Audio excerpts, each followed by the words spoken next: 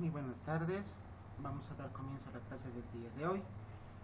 El tema que hemos preparado es el de semiología del esófago.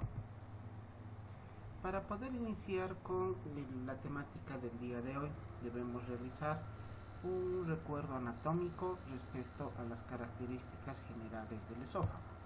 Vamos a indicar que es un órgano compuesto principalmente con una masa muscular, musculatura lisa, que usualmente está con el espacio, con la luz esofágica cerrada, está aplanada, llamémosla así, que solamente se abre al momento que el bolo alimenticio pasa de la cavidad oral hacia el estómago. Por lo tanto, es un conducto usualmente con las características de ser virtual. Aproximadamente mide unos 25 centímetros de longitud y se extiende desde la cervical número 5 hasta la dorsal número 10. Entonces vamos a tomar como referencias anatómicas la ubicación de estas vértebras, la vértebra cervical número 5 y la torácica número 10. Tiene la forma de una S itálica, una S alargada, no es vertical, no es rectilínea, con una ligera concavidad anterior. Y anatómicamente recordemos que tenemos tres estrecheces, la cricotiroidea, el callado aórtico y a nivel del diafragma. También vamos a indicar como otras características anatómicas que el esófago es un órgano tubular que continúa la faringe. A continuación de la faringe, a continuación de la faringe tenemos al esófago que va a comunicar al esófago con el estómago. Ocupa la zona anterior del cuello, mediastino posterior y una pequeña parte del estómago. Se encuentra fijo a los planos posteriores del tórax por ligamentos y músculos, los ligamentos suspensorios del esófago. Tenemos a los periesofágicos, traqueosofágicos, broncoesofágicos y frenoesofágicos. Hemos indicado que una longitud aproximada de 25 centímetros como promedio. El esófago se divide en tres porciones. La superior o esófago cervical, la porción media o el esófago torácico y la porción inferior o esófago abdominal. Acá en la gráfica vemos justamente las tres porciones, el esófago cervical, el esófago torácico y el esófago abdominal, que es una zona más pequeña que se encuentra por debajo del músculo diafragma y que va a ser la porción final del esófago antes de su ingreso hacia la cavidad estomacal.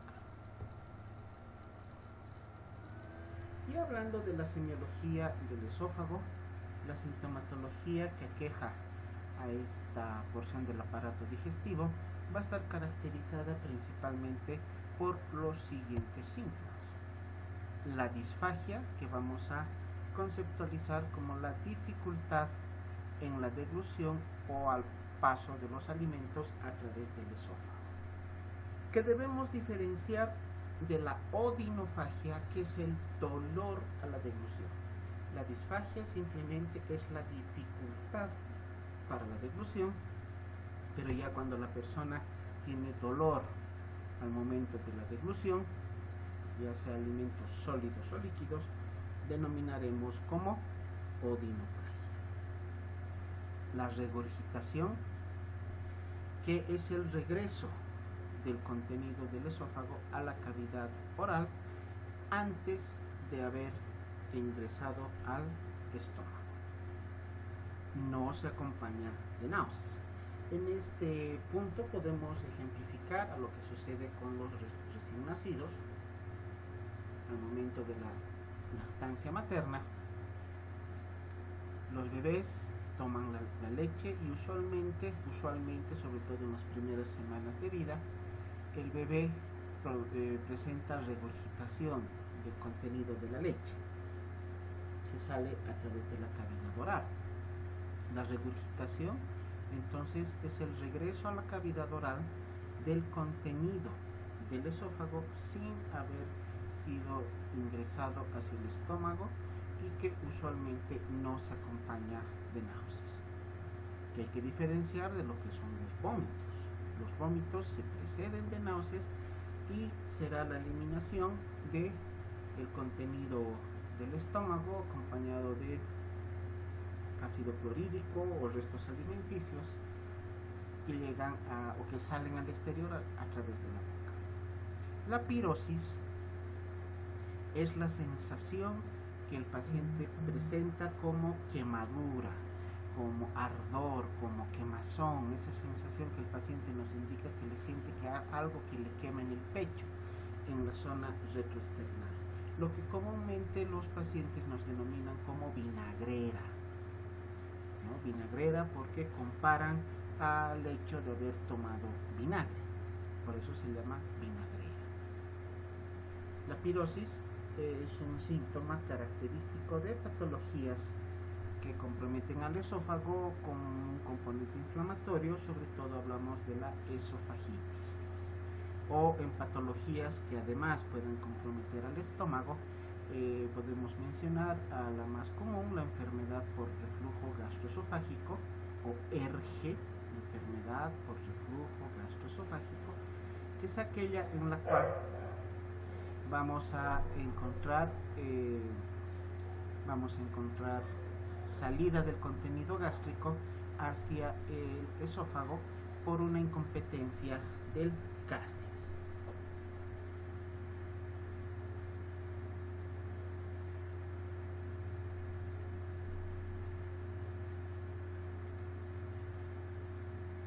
Esta patología del reflujo gastroesofágico se presenta conjuntamente o puede acompañar a patologías como la enfermedad péptica o las gastritis. Por lo tanto, es un síntoma bastante común en varios tipos de enfermedades de orden gastroenterológico. Las náuseas se conceptualiza como la sensación subjetiva de que va a haber salida del contenido gástrico y es lo que precede al vómito. Es una sensación subjetiva desagradable que se caracteriza por la contracción súbita e involuntaria del músculo diafragma, de la musculatura lisa del estómago, la cual va a ocasionar posteriormente el vómito, que es la salida del contenido del estómago hacia el exterior, pasando por el esófago, por la faringe y finalmente siendo expulsada por la boca. Los eructos vamos a conceptualizar como el acto de expulsar por la boca gases acumulados en el estómago, usualmente de una manera ruidosa, con un sonido característico, ¿no? Característico que indica que está siendo expulsado gas o aire concentrado a nivel del estómago. El hipo, o también conceptualizado como singulto, el término semiológico correcto es el de singulto.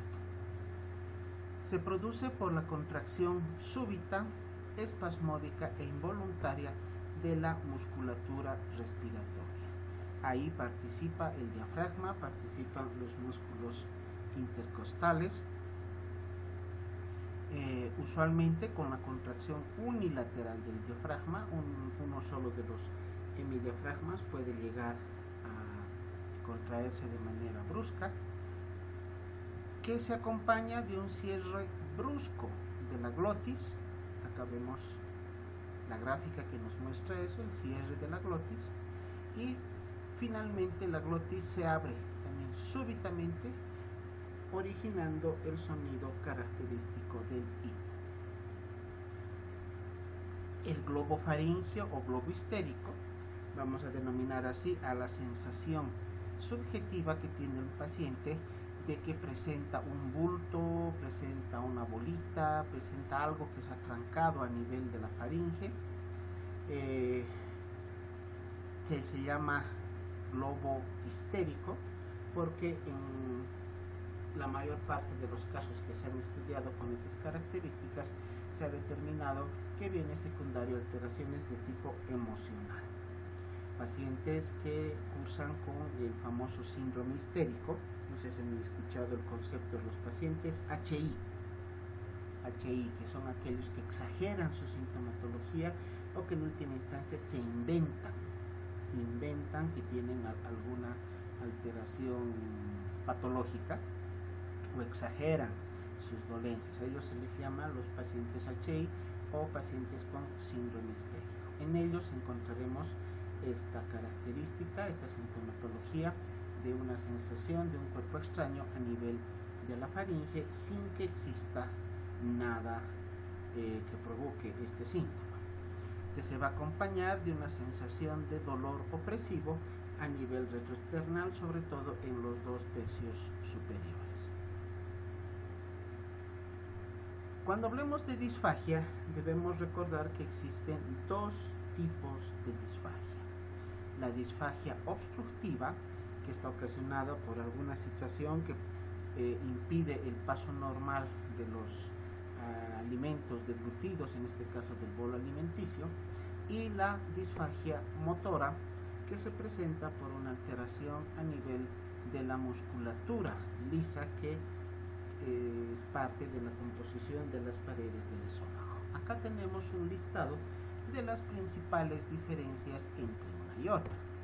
El comienzo en una disfagia obstructiva será insidioso. Se llama insidioso aquella situación en la cual es poco a poco, progresivamente. En cambio, la disfagia de tipo motora tiene un comienzo más brusco, súbito. En raras circunstancias puede ser insidioso, pero más que todo vamos a encontrar un inicio brusco en la disfagia de tipo motora. La evolución es progresiva en la disfagia obstructiva y es intermitente en la motora. O sea que en la motora, al indicar que es intermitente, indicaremos que habrá periodos en los cuales el esófago se comporta con sus características fisiológicas normales y habrán otros espacios, otros lapsos de tiempo donde se presentará esta disfagia motora. La localización de la disfagia obstructiva, esa sensación de que hay algo que está trancando a nivel retroesternal, es fija, siempre bien localizada. En cambio, en la disfagia motora es una localización caprichosa, es una localización muy variable. En algunas circunstancias, en el mismo paciente nos puede indicar que siente esa sensación en la parte superior de la zona retroesternal. En otras circunstancias puede indicarnos que se ha llevado a cabo o que se presenta en la parte inferior, otras veces en el tercio medio, o sea que la presentación con la localización es bastante variable. La duración en cuanto a la disfagia obstructiva es de varios meses, entre semanas a meses, con la posibilidad inclusive de una remisión hasta espontánea, o cuando se logre solucionar el problema o la etiología que está ocasionando la disfagia obstructiva. En cambio, la disfagia motora, al ser ya una situación que compromete al funcionamiento de la parte muscular y nerviosa del esófago, puede tener una evolución de varios años. En la disfagia obstructiva, típicamente encontraremos esta molestia, la dificultad para la deglución a los alimentos sólidos. En cambio, cuando hablamos de la disfagia motora, podrá ser tanto a sólidos como a líquidos. Y la maniobra de Valsalva será aquella que nos ayudará a diferenciar también entre obstructiva y motora, indicando que la maniobra de Valsalva alivia los síntomas en la disfagia motora, pero no va a producir ningún efecto en la disfagia obstructiva. Ahora, ¿cuál es la maniobra de Valsalva? Seguramente ya la conocen, pero haremos un recuerdo a qué se refiere esta famosa maniobra. Es aquella en la cual se produce un aumento de la presión intracraneana, donde se obstruyen las fosas nasales con los dedos y se hace una maniobra de, como decimos, de soplar con la boca cerrada. De esta manera se aumenta la presión dentro de los conductos aéreos que tenemos en la vía respiratoria. Hablamos de los senos maxilares, senos frontales, senos esfenoidales. Existe una circulación brusca de aire a nivel de las trompas de Eustaquio que comunican la cavidad oral con el oído medio, y esto ocasionará un aumento de la presión intracraneal. Todos creo que de niños hemos jugado inclusive realizando esta maniobra. Entonces, al realizarla, aliviaremos los síntomas en una disfagia motora, pero no tendremos ninguna modificación cuando estemos frente a una disfagia de tipo obstructiva. La disfagia también podemos dividirla de acuerdo a su localización, en orofaringia, cuando está localizada a nivel de la boca y de la faringe, y la disfagia esofágica propiamente dicha, cuando su localización es a nivel del esófago. Por lo tanto, la sintomatología, la molestia que tiene el paciente estará localizada en boca y faringe en el primer caso, o a nivel del área retroesternal en el segundo caso. Su relación con la deglución. Después de la deglución, la disfagia orofaringea se presentará en un lapso muy corto de tiempo, entre 1 a 2 segundos, en contraposición a la disfagia esofágica, que puede durar o puede demorar más bien hasta 15 segundos posterior a la deglución. Por lo tanto, en la orofaringea es de presentación más rápida y más tardía en la esofágica. Los síntomas asociados a cada una de estas disfagias estarán caracterizadas por movimientos cefálicos, movimientos de la cabeza o regurgitación nasal en los casos de disfagia orofaringea, y la regurgitación de alimentos retenidos en esófago cuando estemos hablando de una disfagia esofágica. La presentación de la regurgitación, de los movimientos cefálicos o la regurgitación nasal no se presentan en forma permanente, no es una característica típica de todos los casos de disfagias.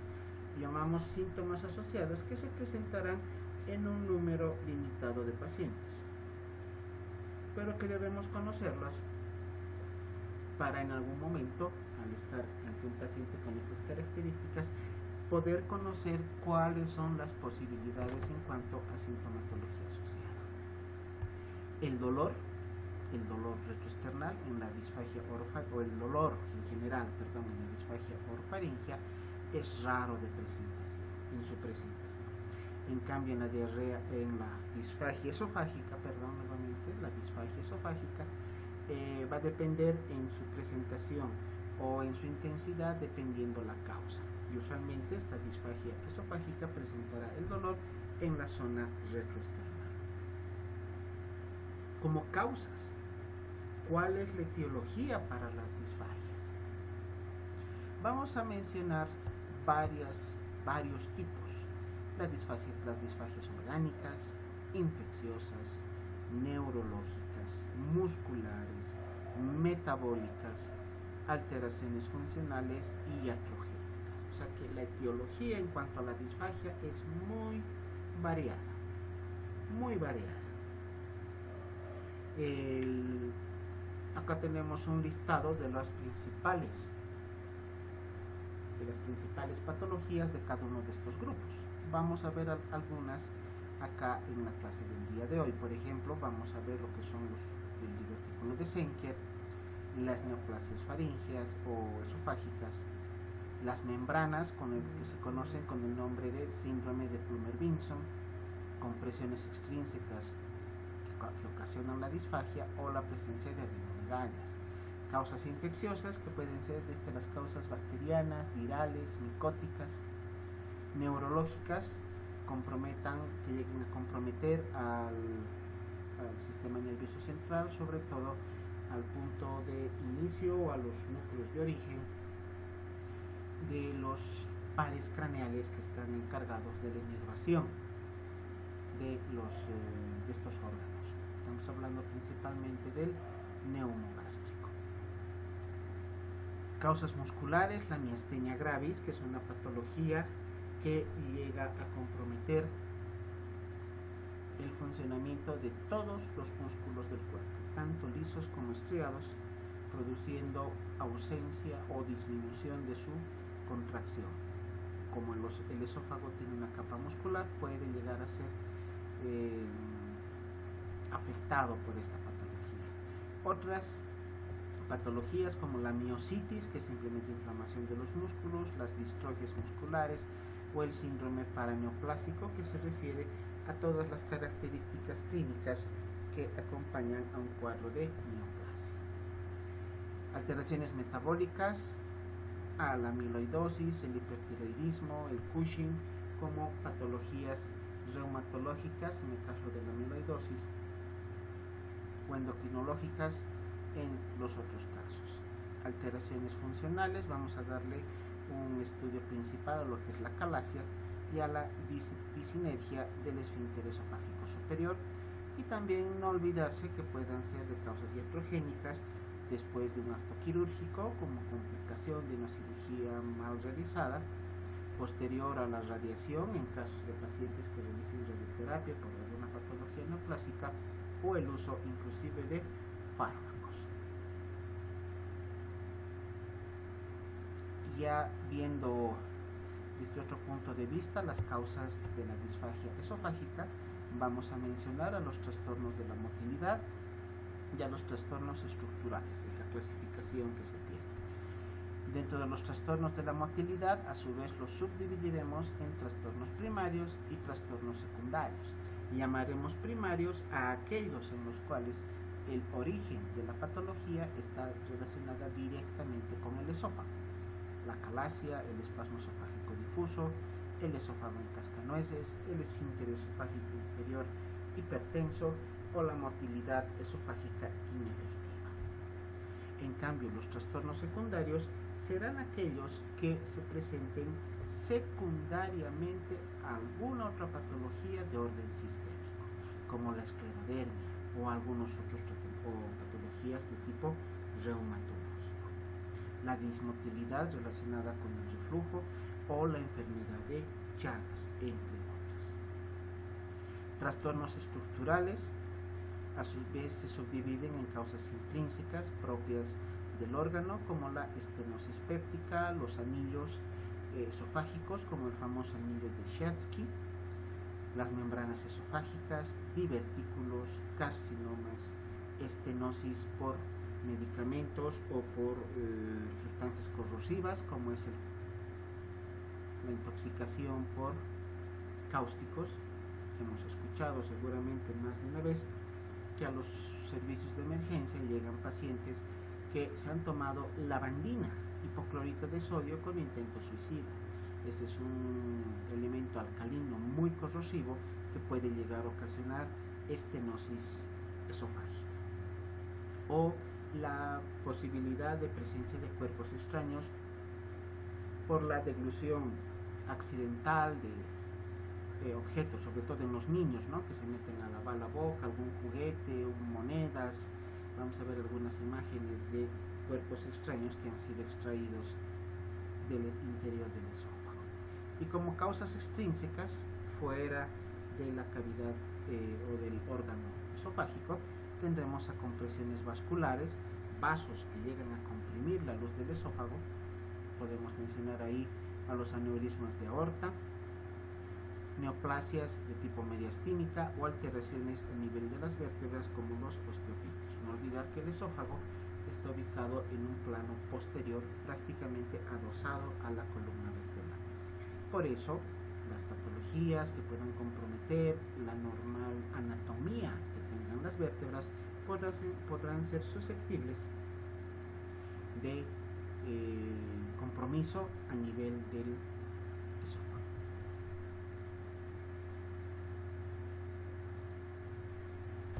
Ya hemos mencionado la ingestión de cáusticos como causas frecuentes de odinofagia, ácidos o alcalinos.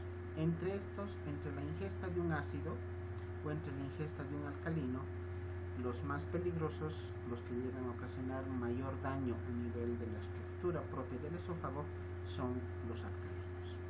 Ahí mencionamos a la lavandina, al hipoclorito de sodio. En cambio, la ingesta de ácidos, podemos mencionar al ácido que se encuentra en las baterías de los vehículos. He tenido la oportunidad alguna vez de atender pacientes también con intentos suicidas, y cuando yo vivía y trabajaba en la ciudad de Oruro, centro minero, donde existen varios centros que todavía practican la minería, como Guanuni, el ácido que utilizan los mineros como combustible o como medio para poder prender las lámparas que utilizan en sus guardatojos, en sus cascos al momento de ingresar al interior de la mina, también han sido utilizados como elementos a ingerir voluntariamente con intento suicida. La ingesta de medicamentos, sobre todo los AINES, y entre ellos el ácido acetilsalicílico o la aspirina, son los que mayor daño producen a nivel del esófago y causan adenofagia. Otros medicamentos, alendronato, biofosfatos, como es el caso del gemfibrosilo para el tratamiento de las dislipidemias, casos de triglicéridos elevados. Antibióticos como la tetraciclina, la quinidina y sus derivados como la quinina, la cloroquina, la hidroxicloroquina, utilizadas frecuentemente en el tratamiento de la artritis reumatoide. El hierro, la acidobudina, como otros medicamentos de uso tal vez menos frecuente, pero que también tienen la probabilidad de ocasionarnos alteraciones estructurales en el interior de la mucosa esofágica. Esofagitis inespecíficas ya de causas bacterianas, virales, micóticas. Vamos a mencionar al herpes simple, al citomegalovirus, al VIH y al Epstein-Barr como las causas más comunes de los virus. Entre estas, el VIH en nuestro medio ha agarrado fuerza en los últimos años, conjuntamente con el herpes, pueden ser las causas etiológicas más comunes para esta patología. En las bacterias, el esófago puede ser colonizado y producir una esofagitis infecciosa por cualquier tipo de bacteria, sin olvidarnos a las micobacterias. Acá les menciono, haciendo un paréntesis, un concepto que debe quedar claro en nosotros como médicos. En nuestro país vivimos de la mano con la tuberculosis. Vivimos de la mano con la tuberculosis. Hasta antes de la llegada del famoso coronavirus, podíamos indicar que uno se podía contraer, podía tener la probabilidad de contagiarse de tuberculosis en el interior de un supermercado, en el minibús, en la calle, en cualquier lado donde existe un paciente que esté tosiendo. Básicamente lo mismo que ahora vemos en los casos de COVID. No olvidarse que en nuestro país tenemos a la tuberculosis como una enfermedad endémica. Dentro de las causas micóticas, la más común es la Candida albicans. Cuando veamos un paciente que tiene candidiasis esofágica, lo primero que debemos sospechar, y esto por favor nunca se olviden, lo primero que debemos sospechar ante la presencia de candidiasis oral o esofágica, sobre todo, que es un paciente que tenga VIH. Otras causas menos comunes vamos a mencionar a la histoplasmosis. Y como causas de los protozoos, el Cryptosporidium y el Pneumocystis carini. Este es un parásito que ocasiona neumonías en pacientes inmunocomprometidos. O sea, la primera causa etiológica de neumonías en pacientes con VIH será el Pneumocystis carini, muy por encima de los estreptococos, estafilococos o neumococos. Esofagitis por reflujo, que es la patología que les estaba mencionando previamente, donde la característica principal es una incompetencia del esfínter esofágico inferior y cualquier situación que pueda producir cáncer maligno, un adenocarcinoma del esófago. patología muy severa que tiene muy mal pronóstico, un tiempo de sobrevida ni siquiera de años, un par de meses desde que se realiza el diagnóstico hasta el fallecimiento del paciente. También debemos determinar como otro síntoma bastante importante en las patologías esofágicas la presencia de dolor torácico. No todos los pacientes que tienen dolor torácico serán por infarto, que es lo que usualmente pensamos, o el mismo paciente, ¿no? ¿Cuántas veces han llegado a la consulta pacientes con dolor a nivel de la zona precordial? Doctor, me duele el corazón. Sabemos, haremos el recuerdo ahora, que el corazón no duele, los pulmones no duelen, el hígado, los riñones no presentan dolor. ¿Por qué? Porque en el interior del parénquima de estos órganos no existen nervios sensitivos. ¿Dónde se encuentran los nervios sensitivos? A nivel de las membranas que recubren estos órganos. En el caso de los pulmones, la pleura; en el caso del corazón, el pericardio; a nivel del hígado, la cápsula hepática; y de los riñones, la cápsula renal. Ahí es donde se encuentran los nervios sensitivos, y cuando las patologías llegan a comprometer a estas membranas, recién el paciente podrá presentar dolor. Por lo tanto, vamos a indicar que como causas de dolor torácico tendremos a las causas cardiogénicas, donde tenemos el infarto del miocardio o cualquier otra de las patologías catalogadas dentro del grupo de las cardiopatías isquémicas como causa de dolor torácico. Y a las causas no cardiogénicas, a los trastornos motores del esófago, nuevamente mencionamos al reflujo gastroesofágico, a los pacientes que tengan esofagitis de cualquier origen y dolor asociado a reflujo ácido de manera intermitente. También debemos determinar la presencia de alteraciones o anomalías congénitas, como la agenesia, ausencia de esófago, que es muy rara; la atresia, donde se presentan zonas del esófago donde no existe luz, no existe la cavidad esofágica como tal. Esa zona ha sido sustituida por un cordón delgado que no está canalizado. Fístulas que llegan a relacionar, a unir al esófago con otros órganos, sobre todo del aparato respiratorio, y vamos a mencionar entre ellos principalmente a la tráquea y a los bronquios principales. La estenosis esofágica también bastante menos frecuente, pero como una causa para la presencia de estenosis, y hemos mencionado a la ingesta de ácidos o alcalinos, que se convierte en la causa más común y la que nos va a llevar a poder encontrar estenosis de varios segmentos esofágicos cuyo tratamiento, cuya alternativa terapéutica es la colocación de balones dilatadores. Se meten a través de un endoscopio como los globos de cumpleaños, esos globos largos, desinflados, y en el interior del esófago se los va inflando a través de la introducción de aire o de algún gas, tratando de dilatar el esófago estenosado. En muchas circunstancias este tratamiento no es efectivo y lamentablemente posterior a esto se requiere un tratamiento quirúrgico que puede llevar inclusive hasta la utilización de prótesis esofágicas. Al paciente se le retira el esófago que está dañado y se le coloca una prótesis usualmente siliconada. Presencia de doble esófago, que al igual que la presencia de doble uréter, son alteraciones congénitas, muy raro. Yo conozco los dobles esófagos solamente a través de la literatura. No he tenido oportunidad de atender un paciente con estas características.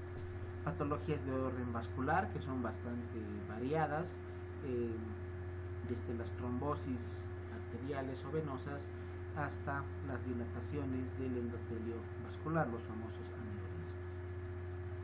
Y las bandas o anillos, que los vamos a ver posteriormente en esta misma clase, que son zonas mucosas que llegan a sobresalir a el interior de la luz esofágica con la probabilidad de disminuir su calibre.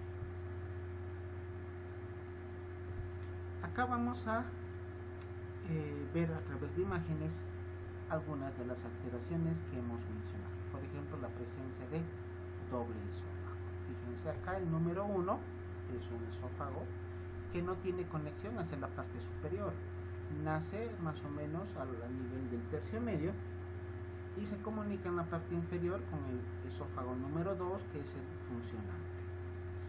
Acá vemos la misma imagen, pero desde otra proyección, donde uno de los esófagos no tiene conexión hacia arriba y se conecta con el esófago oficial, llamémosle así, en la parte inferior. Acá esta otra imagen, la de la derecha, nos muestra en la zona donde estamos colocando las flechas de color negro una compresión extrínseca a nivel del esófago.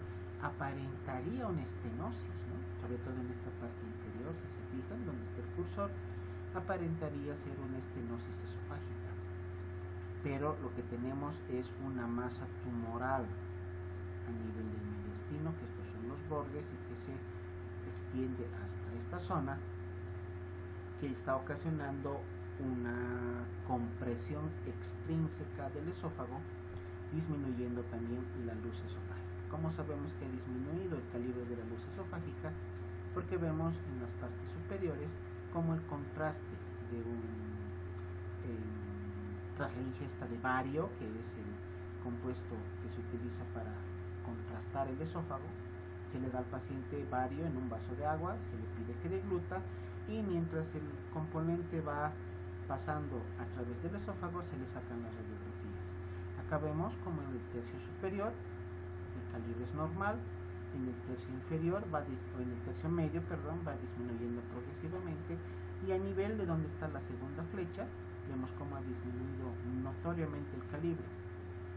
Por eso es que aparenta una estenosis, pero no es una estenosis intrínseca. En este caso es una compresión extrínseca por una masa tumoral a nivel de mediastino.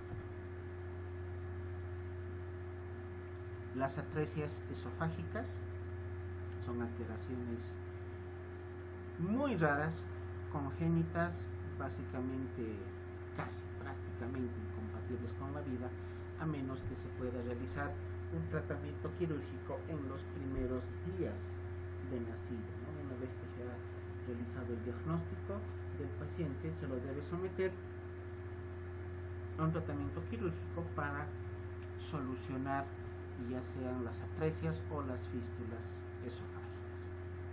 Dentro de las atresias, la que está relacionada con una fístula gastroesofágica se convierten en el porcentaje más común en relación a las atresias aisladas, donde el porcentaje realmente es mínimo.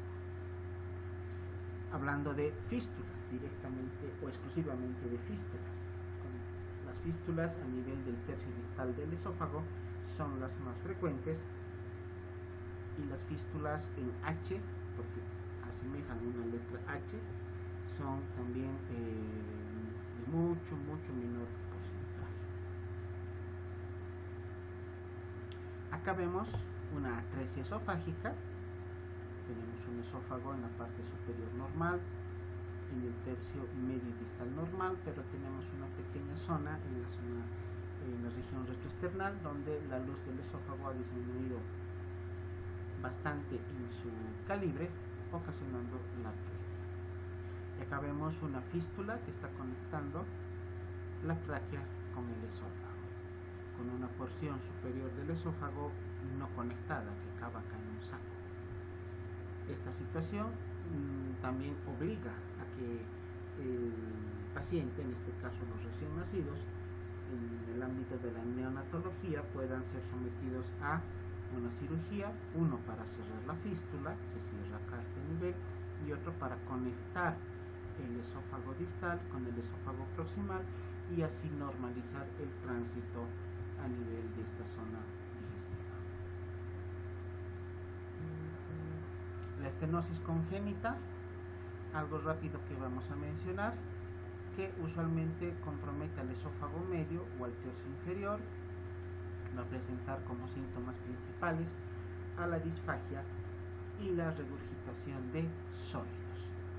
¿Cómo se realiza el diagnóstico de una estenosis? A través de las radiografías contrastadas, la utilización de bario, de glute, y posteriormente nos puede ayudar a sacar las radiografías contrastadas y poder observar estas zonas estenosadas. Pero un medio mucho más efectivo y que actualmente se convierte en el medio de diagnóstico más utilizado en las patologías, en la mayor parte de las patologías esofágicas, es la endoscopía digestiva. Pero también como métodos secundarios de diagnóstico podemos utilizar a la manometría esofágica, que se refiere a poder medir la presión dentro del esófago. Esa es la manometría, medir la presión dentro del esófago. Vamos a ver posteriormente cómo se realiza este procedimiento y el tratamiento, la colocación de esos globos o bujías dilatadoras que se realizan a través del endoscopio. O por último, el tratamiento quirúrgico. Un esquema de cómo se presenta una estenosis esofágica: presencia de tejido fibroso en el interior de la mucosa esofágica, que puede llegar a disminuir de manera importante la luz del esófago. Y acá las radiografías que están mostrando dicha situación, donde están colocadas las flechas de color naranja, donde vemos la zona del esófago estenosada. Como no tenemos acceso a una endoscopía, sobre todo en área rural, la radiografía contrastada será nuestro método de diagnóstico principal en el caso de que no haya endoscopía.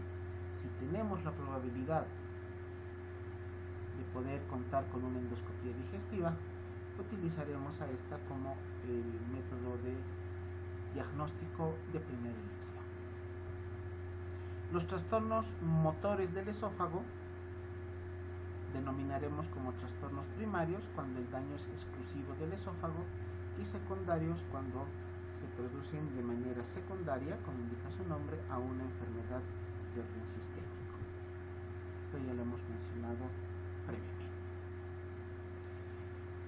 Mencionaremos algunos elementos importantes a tomar en cuenta de la fisiopatología de estos trastornos motores, donde encontraremos un aumento o disminución de las ondas peristálticas.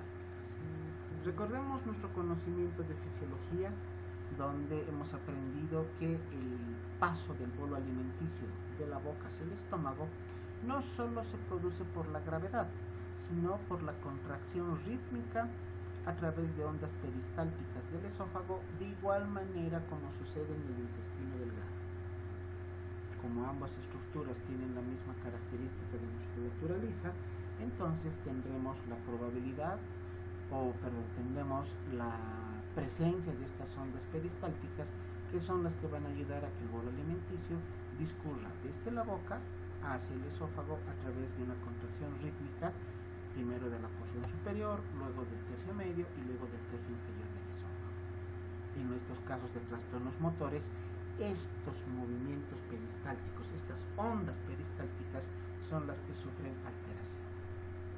Tendremos una ausencia de la relajación de los esfínteres esofágicos, sobre todo del esfínter esofágico inferior, que es como una compuerta, ¿no? Para que podamos entender bien cómo funciona esto. Es como una compuerta que cierra de manera hermética la conexión que existe entre esófago y estómago.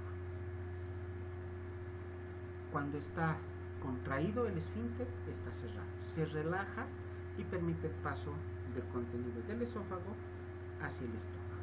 En los casos de los trastornos motores, existirá una ausencia de la relajación de estos esfínteres, o la relajación será muy escasa, muy pequeña.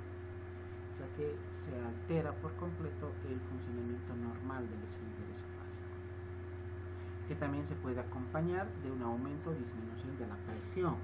En los casos de la calasia, como vamos a ver, es un aumento importante de la presión. Se cierra con tanta fuerza, el esfínter, que no se logra abrir de manera espontánea, de manera automática, y eso impide el paso del contenido esofágico al interior del estómago. Los trastornos motores, como hemos visto inicialmente, los vamos a dividir en primarios, cuando comprometen exclusivamente, o son secundarios exclusivamente, alguna alteración propia del esófago, y serán secundarios cuando vienen como consecuencia de una patología de orden sistémico. Estas son las patologías que vamos a ver el día de hoy. Inicialmente vamos a ver lo que es la calasia, y vamos también a ver lo que son las alteraciones de los trastornos motores del esófago en el grupo de las patologías primarias, donde tenemos la relajación incompleta del esfínter esofágico inferior, ahí mencionamos a la calasia, y alteraciones atípicas de la relajación del esfínter esofágico inferior, donde se tienen otro tipo de patologías. Y existe otro grupo, que es el de la incoordinación motora, donde no hay una coordinación adecuada en cuanto al movimiento peristáltico, en cuanto a la contracción muscular del esófago. Ahí hablaremos del esófago, del espasmo esofágico difuso. También podemos catalogar a estos trastornos motores en las circunstancias que existe una hipercontracción, como es la peristalsis sintomática o nutcracker, y el esfínter esofágico inferior hipertensivo, y por el contrario, la hipocontracción, cuando existe disminución de la contracción de los esfínteres o de la musculatura del esófago, y tendremos la patología conocida como motilidad esofágica inefectiva, donde estos movimientos sufren una alteración en cuanto a la peristalsis normal que debería tener la musculatura esofágica. Causas infecciosas, que son usualmente pasajeras, principalmente de origen viral o micótico, ya las hemos mencionado previamente cuáles son las principales. Enfermedades del sistema nervioso central, patologías vasculares como los accidentes vasculares cerebrales, patologías degenerativas del sistema nervioso central como es el caso del Alzheimer, enfermedades desmielinizantes o tumores a nivel del sistema nervioso central, y las neuropatías periféricas, donde el principal representante es la diabetes. Una de las complicaciones tardías de la diabetes es la neuropatía diabética, que produce una inflamación generalizada de los nervios, sobre todo de orden sensitivo. Es por eso que el diabético, cuando tiene más de 10 años o mínimamente 10 años de la patología, presentará dolor que está localizado sobre todo a nivel de extremidades. Pero no solamente se comprometerán los nervios sensitivos, también podemos encontrar compromiso de los nervios motores, y en este caso de las ramas motoras que inervan a la musculatura lisa del esófago. Entonces, los pacientes con diabetes podrán presentar estas alteraciones motoras como patología secundaria.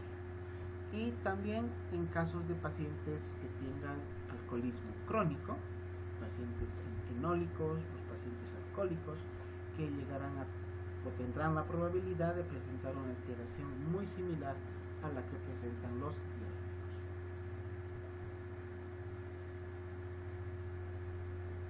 Ahora sí, entremos ya de lleno a lo que son las principales patologías esofágicas y las características sintomatológicas que van a presentar cada una de ellas.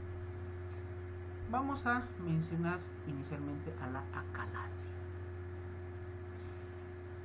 Es una patología cuyo origen es desconocido, se la conceptualiza dentro de las patologías de origen idiopático, donde la principal característica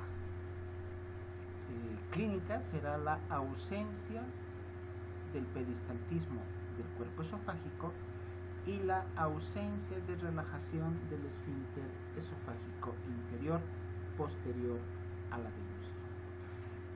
Este esfínter esofágico inferior, el cardias, que les había mencionado que es como una compuerta que se cierra herméticamente, se abre también de manera espontánea posterior a un reflejo que es la deglución. El paciente traga, el paciente deglute y automáticamente el esfínter esofágico inferior se abre para que ese contenido que ha sido deglutido pase por el esófago y llegue hacia el estómago.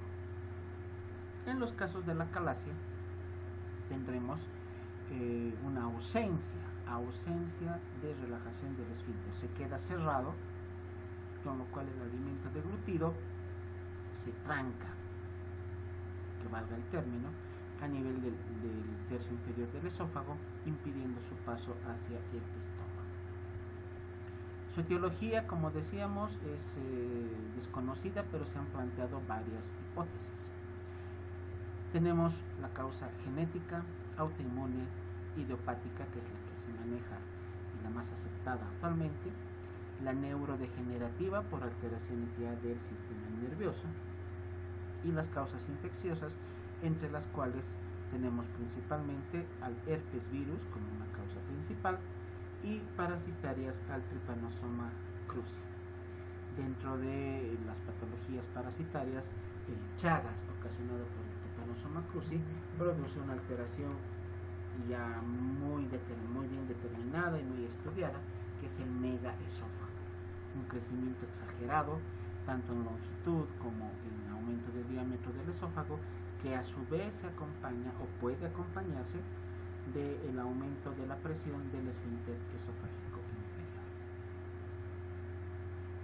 La primera vez que esta patología fue descrita fue hace muchísimo tiempo, en el año 1674, por el señor Thomas Willis, que en esa oportunidad lo denominó como cardioespasmo.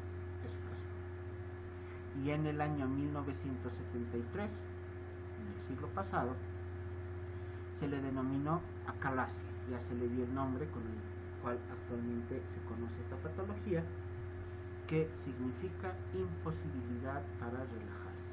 Ese es el significado de acalasia, imposibilidad para la relajación. Los síntomas clínicos de la disfagia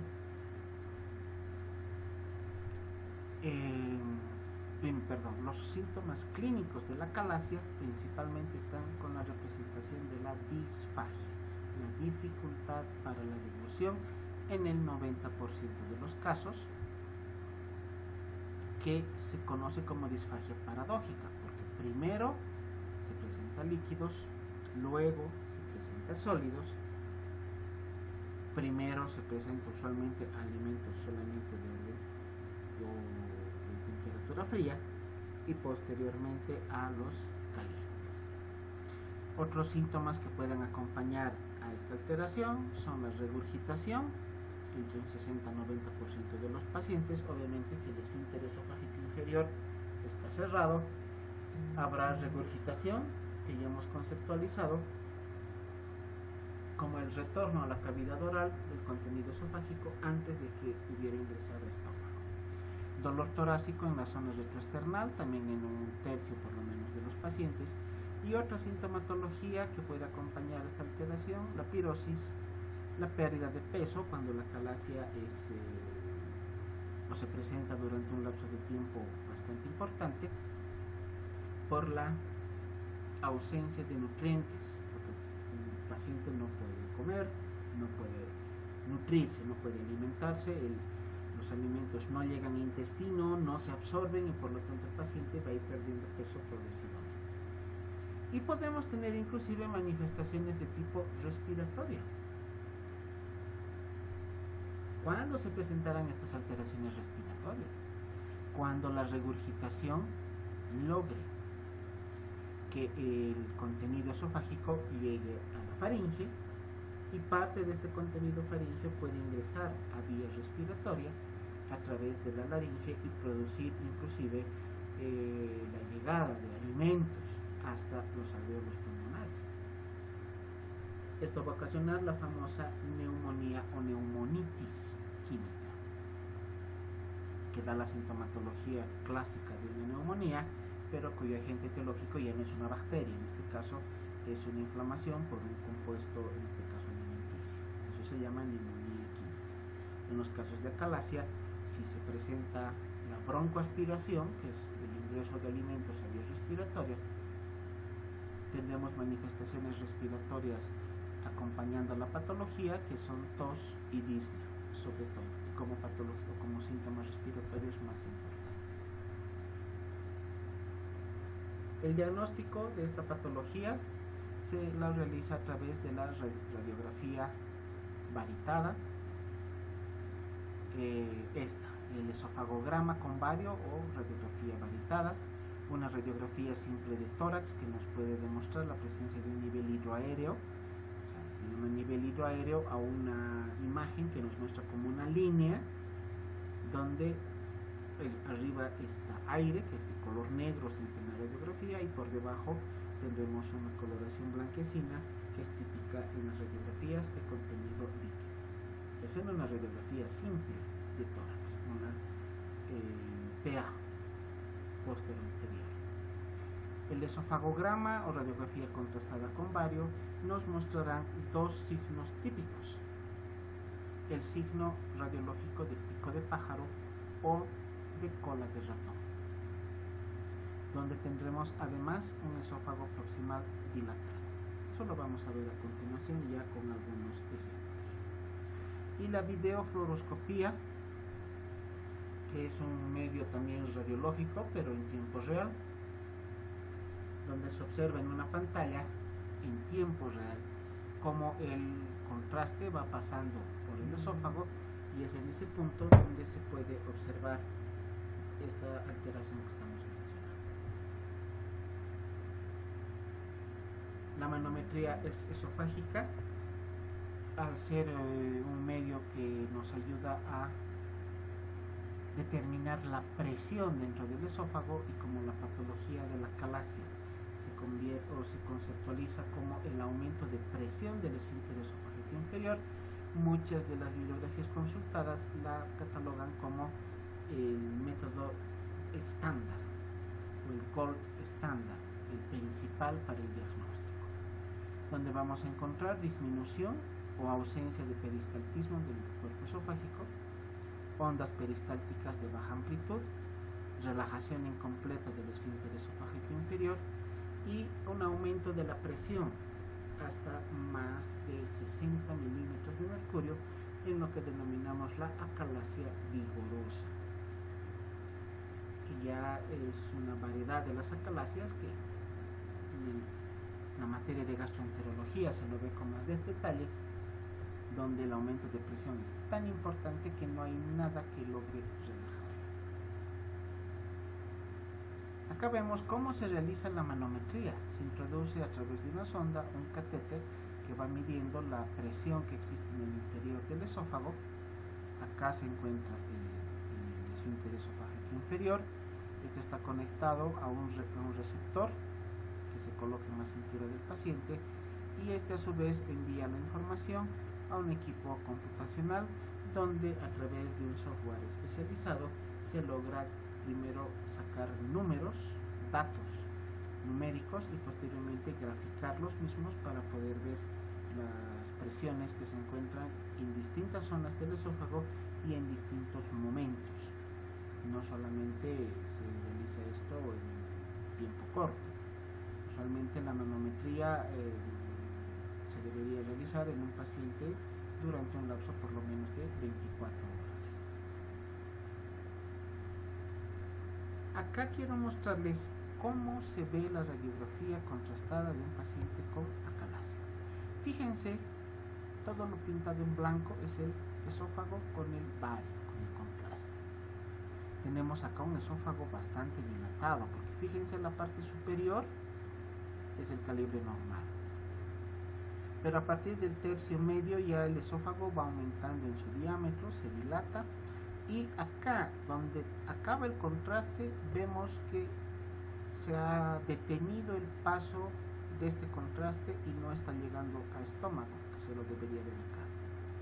Y tenemos el signo típico de la punta de lápiz o pico de pájaro, que nos indica que esta calasia es completa, no permite el paso de ni una gota de contraste hacia el estómago.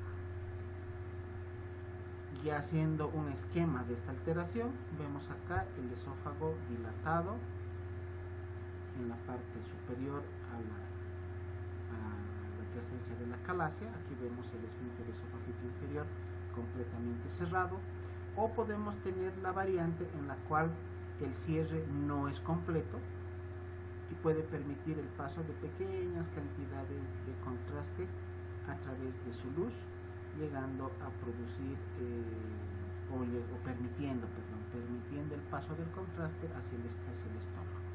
Entonces la calasia puede ser total o completa cuando el esfínter esofágico inferior se ha cerrado por completo, o puede ser parcial cuando todavía existe algo de luz esofágica que pueda permitir el paso del contraste hacia el estómago.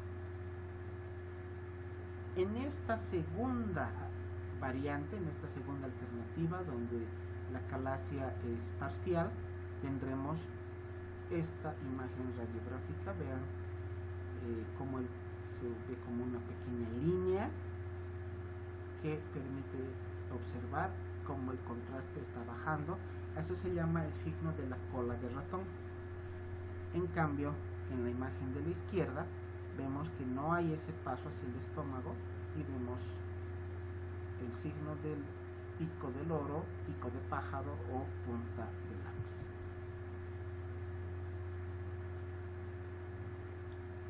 ¿Cómo se ve esta patología cuando realizamos una endoscopía? Quiero mostrarles esta imagen para que hagan el ejercicio de hacer lo que llamamos memoria fotográfica. Véanla detenidamente, grábense todas las características que tiene esta imagen, que nos muestra un esófago normal.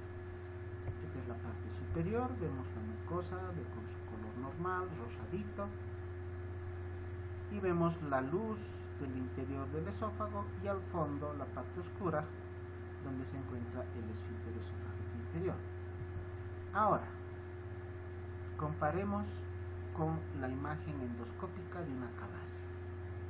Vean cómo acá se ha cerrado por completo, ha aumentado la presión dentro del esófago, y eso se demuestra a través de estas, llamémosle como arrugas, ¿no? Como pliegues que está presentando la mucosa esofágica, que nos indica que acá el esfínter esofágico inferior está con un aumento importante de presión dentro de su luz.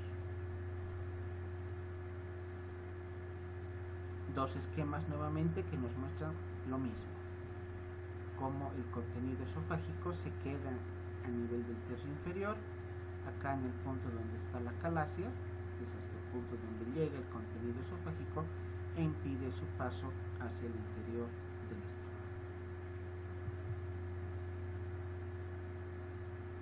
Y este es un esquema de cómo se realiza el tratamiento. Como les decía, la introducción a través de una sonda, de un balón que es como un globito desinflado, que cuando ya se ubica en el lugar donde está el aumento de presión, se le empieza a insuflar con aire, logrando que este globito se infle y, si vale el término, empuja las paredes del esófago hacia ambos lados, promoviendo la dilatación.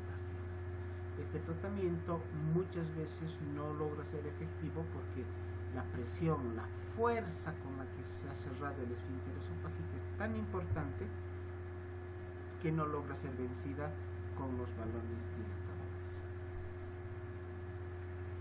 Otra patología, el espasmo esofágico. Espasmo que se refiere a la contracción espasmódica de ciertas zonas del esófago, pero ahora hablando ya del cuerpo esofágico. Acá no se incluye el esfínter esofágico inferior, estamos hablando del cuerpo esofágico, que se caracteriza por la presencia de la siguiente sintomatología: dolor retroesternal, sobre todo la deglución, disfagia transitoria, y sobre todo desencadenada por el consumo de alimentos muy fríos, muy calientes o irritantes. En nuestra alimentación, nuestra dieta normal en el país, estamos muy acostumbrados al consumo de condimentos y sobre todo de picantes.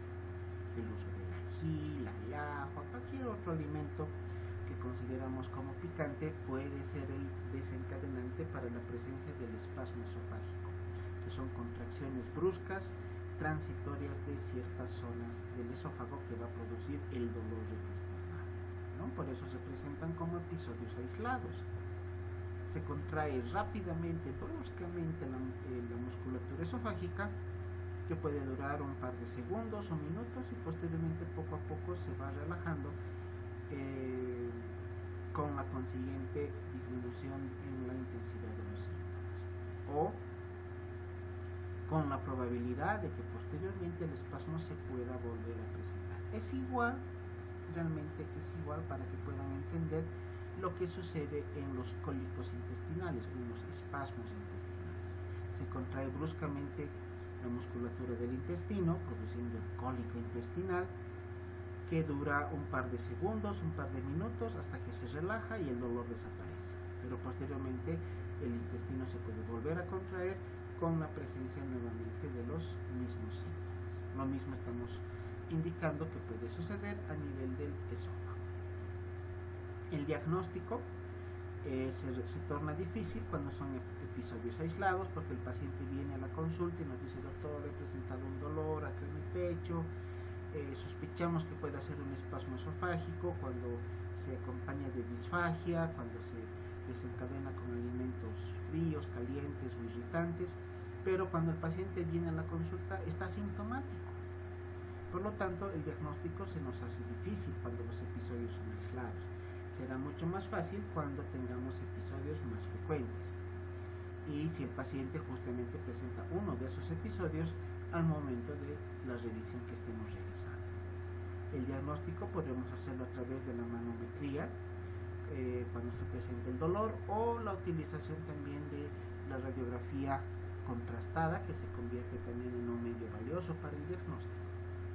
El tratamiento, sobre todo la utilización de los nitratos. El grupo farmacológico de los nitratos tiene la característica de producir relajación de la musculatura lisa. El uso de nitratos se utilizan en patologías como la hipertensión arterial sistémica, pero no como un tratamiento de elección o de primera línea, ¿no? Para el tratamiento de la hipertensión arterial sistémica tenemos a losartán, al enalapril, al amlodipino, como los usados más frecuentemente. Pero en los casos de hipertensión arterial sistémica refractaria, o vulgarmente conocida como rebelde al tratamiento, debemos denominarla como refractaria, donde hasta un tratamiento triasociado no logra bajar la presión, el paciente debe ser internado en terapia intensiva, donde se utilizan los nitratos. Para el caso del espasmo esofágico difuso, también la utilización de los nitratos, por ese su efecto de dilatador o relajador de la musculatura lisa, será un elemento importante que ayudará a que estos espasmos puedan ser controlados. El esófago en cascanueces se llama así a una alteración muy parecida a la del espasmo esofágico difuso, pero cuando las presiones de estos espasmos superan los 180 milímetros de mercurio. O sea, es una presión extremadamente alta que se produce en el interior del esófago. O sea, la fuerza con la cual se está contrayendo la musculatura del esófago es muy alta, es con mucha fuerza, 180 milímetros de mercurio.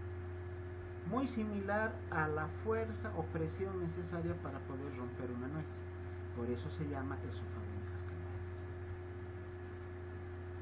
También se lo conoce como espasmo difuso del esófago, esófago en sacacorchos o en tirabuzón, por la característica de las imágenes radiológicas al momento del diagnóstico, que se realiza justamente a través de la radiología o de la manometría, lograr medir la presión en el interior del esófago. El tratamiento, como ya hemos mencionado, principalmente está dirigido a la utilización de los nitratos. Este es el esófago en cascanueces o en tirabuzón, porque parece un tirabuzón o un sacacorchos, ¿no? Con estas espirales que va formando por zonas que están contraídas, que son las que tienen disminución de la luz esofágica, y zonas que están normales, que son las zonas más anchas en esta imagen. Y se llama difuso porque abarca toda la longitud del esófago.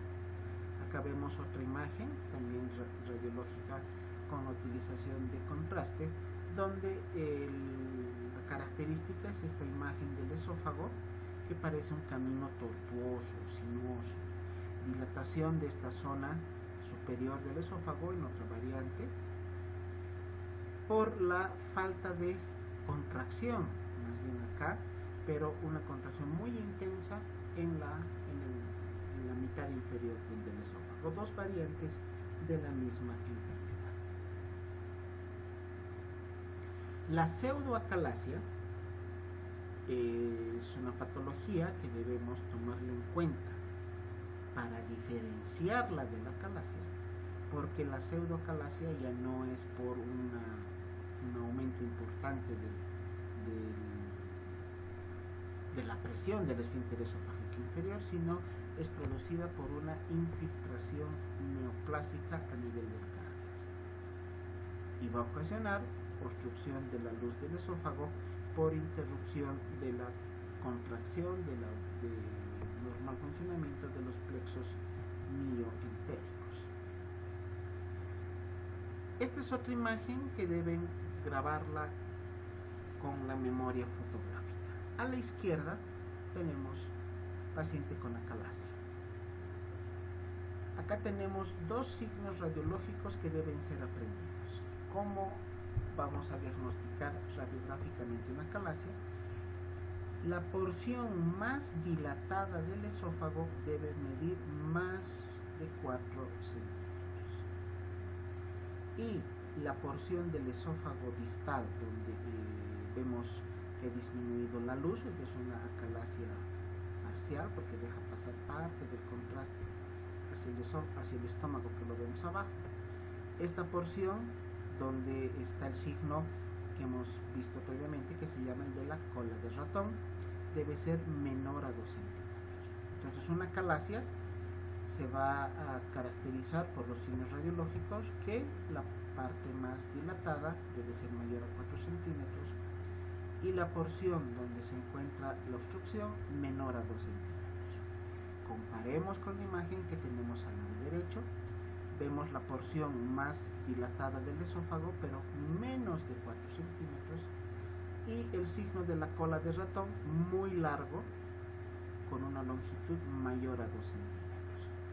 La imagen de la izquierda es una acalasia, la imagen de la derecha es una pseudoacalasia. ¿Por qué se ha producido la pseudoacalasia?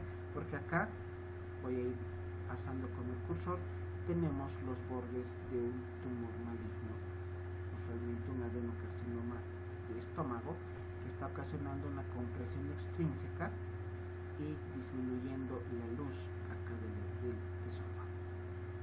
Acá en la pseudoacalasia no tenemos alteración de la presión del cardias. El cardias está con sus presiones normales, se relaja y se contrae de manera normal, pero nos muestra radiológicamente la misma imagen por la presencia de este tumor que está comprimiendo el tercio distal del esófago, produciendo esta imagen radiológica muy similar a la de la acalasia. Por lo tanto, a recordar estas imágenes con estos valores para diferenciar una acalasia por un trastorno motor del esfínter esofágico inferior y una pseudoacalasia que es secundaria a una neoplasia. La enfermedad de Chagas, que ya les comentaba previamente, una patología muy frecuente en nuestro país. Acá en la ciudad de La Paz no la vemos usualmente porque el Chagas es una patología que se encuentra sobre todo en zonas del valle, ¿no? Zonas con un clima más templado, donde encontramos a la bichuca. El Chagas, como patología parasitaria, nos va a ocasionar una lesión del plexo unientérico irreversible, donde este plexo, que es el encargado de producir el funcionamiento neurológico, la contracción de la musculatura lisa, tendrá ausencia completa en su funcionamiento, con lo cual se producirá la dilatación del esófago, produciendo el famoso megaesófago, que se puede acompañar también de acalasia. Hemos visto eso ya previamente. Por lo tanto, las alteraciones son iguales a la de la acalasia. Radiológica, clínicamente, la presentación de esta patología del megaesófago a veces resulta difícil de poder diferenciar de una acalasia como tal. Esta es una radiografía varitada de un paciente con enfermedad de Chagas. Tenemos un esófago dilatado, su porción más dilatada, más de 4 centímetros, lo cual confirmaría este diagnóstico. Y en este punto vemos al lugar donde el esfínter esofágico se ha contraído, está con el aumento de presión, dejando pasar parcialmente el contraste hacia el estómago. Entonces, clínica y radiológicamente se nos complica el hecho de poder diferenciar la acalasia del megaesófago. Para poder hacer el diagnóstico final, tendremos que realizar las pruebas serológicas correspondientes. La serología, prueba ELISA, para determinar la presencia de la enfermedad de Chagas. Eso nos ayudará en el diagnóstico final. Mencionamos aquí a una patología que se llama esclerosis sistémica progresiva. Es una patología que se estudia en la materia de reumatología. Se caracteriza por un infiltrado de tejido fibroso en el interior de las células, lo cual produce un endurecimiento progresivo de todos los tejidos del cuerpo. Nuestros tejidos son blandos, elásticos, pero en una esclerosis sistémica se van endureciendo no solo la piel, sino también podemos tener compromiso de órganos internos. Al ser una patología sistémica, la presentación de esta enfermedad se presenta a nivel de lo que conocemos como síndrome de Crest. Síndrome de Crest. ¿Por qué se llama Crest? Acá vemos en la parte final de la lámina, en la parte inferior, cada una de las letras, la C, la R, la E, la S y la T, que juntas forman la palabra Crest, que son la inicial de cada una de las características clínicas.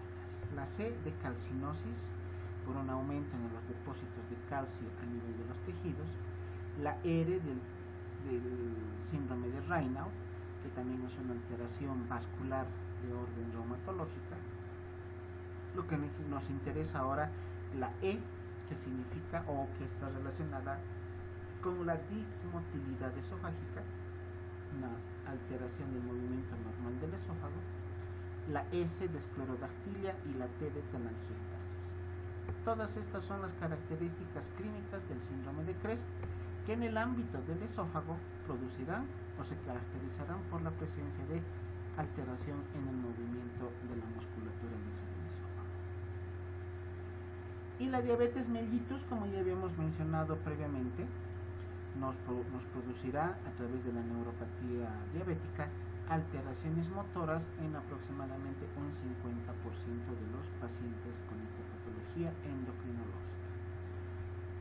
Es contraria, su presentación clínica es contraria a la acalasia.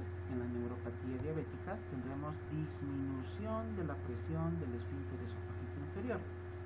Este esfínter es incompetente, no logra cerrarse adecuadamente, o se cierra parcialmente, se cierra a medias, y por lo tanto el contenido de esófago y de estómago pueden pasar de una cavidad a otra de manera indiscriminada. Se produce por la alteración estructural que presenta el neumogástrico secundaria a la neuropatía idéntica. Veamos algunas otras alteraciones esofágicas menos frecuentes, pero que no dejan de ser importantes por la posibilidad de encontrarnos con estas enfermedades en algún momento. El anillo de Schatzky, que es este de acá, esta zona naranja medio rojiza que vemos en la parte central de la imagen de una endoscopía, donde vemos que esta zona justamente de color naranja es una membrana que parte de la pared del esófago y que se dirige hacia el interior de la luz esofágica, dejando en la parte central, la parte más oscura, una pequeña porción que comunica esófago con estómago. Pero la presencia del anillo, que lo vemos acá en la imagen radiográfica, va a disminuir de manera importante la luz esofágica, que nos va a producir como sintomatología la disfagia, sobre todo a sólidos, y puede acompañarse de impactación de los alimentos sólidos en la pared esofágica, por la dificultad que tienen estos de pasar desde la luz del esófago al interior del estómago. Diagnóstico a través de la endoscopía, que es esta que vemos acá arriba, o de un estudio radiográfico a través del uso de contrastes, ¿no? Que hemos mencionado, el bario, el más común para la realización de estos estudios. Tratamiento para esta patología, la utilización de dilatadores, los globitos dilatadores, los balones dilatadores, se los introduce hasta esta parte, se los infla, con lo cual se trata de romper el anillo para que la luz pueda volver a tener su diámetro normal. Otra alteración muy similar es la presencia de membranas, ya no son anillos, son membranas esofágicas. Como ven acá en la imagen radiográfica, vemos donde están las flechas que estas membranas están ocluyendo casi por completo la luz esofágica. La presencia de membranas esofágicas están catalogadas dentro del síndrome de Plummer-Vinson o síndrome de Peterson-Kelly. Ese es el diagnóstico correcto, el nombre correcto del diagnóstico, ya en su conceptualización sindromática. Etiología congénita, estas alteraciones son de nacimiento, con el compromiso del epitelio escamoso estratificado del esófago, que compromete al tercio superior o tercio medio del esófago. En cambio, el anillo de Schatzky llega a comprometer el tercio medio o tercio inferior. La localización puede ayudarnos en el diagnóstico. Presenta disfagia también a sólidos. Puede asociarse con anemia ferropénica en adultos por la alteración en el consumo de hierro y su posterior metabolización para el proceso de la eritropoyesis.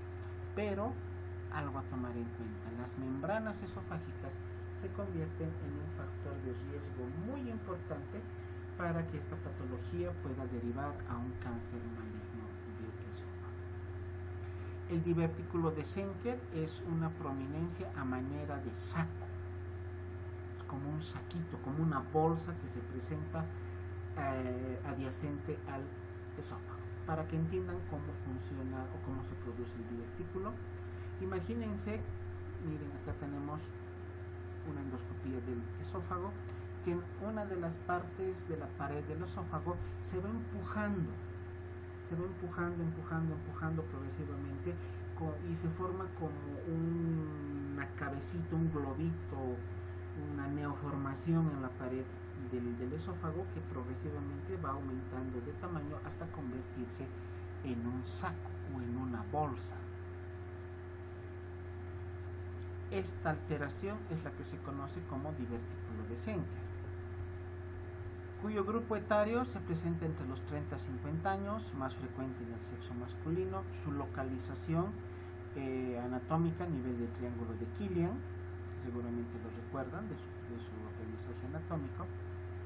La localización más usual a nivel de la sexta vértebra cervical Se produce por una coordinación motora, y el divertículo por pulsión, que le decía es el aumento de la pulsión o aumento de la presión, como empujar la pared para que se forme un saquito adyacente al esófago. Es un poco difícil de entender hasta que vemos esta imagen. Esta es una biopsia, es una pieza anatomopatológica, donde la parte central es el esófago, vemos por delante a la tráquea, y aquí atrás, esta como bolsa enorme, es el divertículo de Senker, que se conecta obviamente con el esófago acá por la parte superior. En esta porción, a nivel del triángulo de Killian, es donde ha empezado a aumentar la presión muy localizada de esa zona del esófago. Es como si hubieran ido empujando la pared del esófago, y se ha dilatado hasta convertirse en esta bolsa o divertículo. El término correcto es divertículo. Cuando la persona deglute, el alimento puede pasar al esófago o directamente reunirse en el interior del divertículo, en el interior de la bolsita. Por eso la clínica está caracterizada por la presencia de regurgitación de alimentos, disfagia, muy probablemente se acompaña de broncoaspiración, y la presencia de halitosis. ¿A qué llamamos halitosis? Al mal aliento. La persona se queja de mal aliento. ¿Por qué? El alimento que se almacena aquí en el interior del divertículo puede llegar a descomponerse por la presencia de las bacterias normales que tenemos en el aparato digestivo, lo cual va a producir el mal olor, la halitosis. Cuando el contenido del divertículo sale por la regurgitación, puede entrar y llegar hasta la faringe y luego pasar a vía respiratoria acá, a nivel de la tráquea, produciendo la broncoaspiración. Los síntomas en este caso ya estarán acompañados por sintomatología respiratoria, como es la tos, la disfonía, si hay compromiso de las cuerdas vocales, o síntomas de una neumonía como tal. La deglución suele ser ruidosa, puede estar acompañada de la presencia de besoares. Algo común y a lo cual hay que tenerle muchísimo cuidado es que esta lesión fácilmente puede llegar a ulcerarse. Tiene una pared muy delgada, muy delicada, muy friable, muy débil, y se puede llegar a lacerar, produciendo úlceras. Estas úlceras pueden comprometer el espesor de la pared y producir sangrado y ser causa de hemorragia digestiva alta, con la consecuente presentación de hematemesis, o sea, la eliminación de sangre a través de la boca. Cuando los divertículos son así grandes como este, se le puede llegar a palpar a nivel de la región supraclavicular en la parte anterior del cuerpo. Acá vemos el mismo divertículo, pero ya a través de la captación de contraste. Entonces, para el diagnóstico tenemos la radiografía varitada, la videofluoroscopía o la endoscopía digestiva alta, al igual que las otras patologías que ya hemos mencionado en forma anterior. Complicaciones de ese divertículo de Senker, las fístulas. Puede fistulizarse esta lesión hacia el mediastino, produciendo una mediastinitis aguda, que es una infección severa, causa de sepsis, shock séptico y consecuente riesgo de vida del paciente. Una mediastinitis aguda usualmente debe ser atendida en terapia intensiva. O lesiones del nervio laríngeo recurrente, que serán la causa por la cual el paciente presente disfonía o ronquera.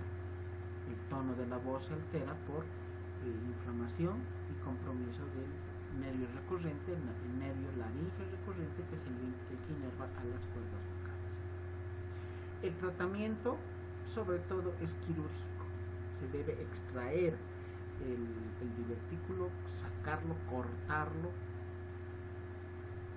sacar todo el contenido del divertículo y cerrar con puntos de sutura esta porción superior, que es donde se conectaba al esófago. Obviamente es una cirugía mayor de mucho riesgo que también puede poner en riesgo la vida del paciente. También tenemos otro tipo de divertículos, el que llamamos divertículo medio, para diferenciarlo del divertículo de Zenker, que compromete el tercio superior a nivel del triángulo de Killian. El divertículo medio compromete el tercio medio del esófago y puede ser secundario a enfermedades crónicas del mediastino como la tuberculosis, la histoplasmosis, entre otras. A diferencia del divertículo de Zenker, estos pacientes con divertículo medio pueden ser asintomáticos. Todo va a depender del tamaño del divertículo.